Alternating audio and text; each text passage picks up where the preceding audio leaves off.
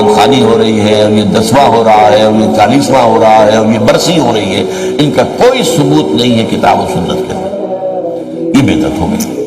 تو اسی طریقے سے بدعات ہیں۔ اب اسی طریقے سے ہمارے ہاں ایک نئی رسم چلی ہے کہ آپ یوم پیدائش منا رہے ہیں، سالگرہ کر رہے ہیں، یہ مغرب سے آئی ہوئی ہماری رسمیں ہیں، یہ کوئی صحابہ کرام سے حضور سے تو ثابت نہیں ہے۔ تو ان چیزوں کے اندر بچنا چاہیے ان سے۔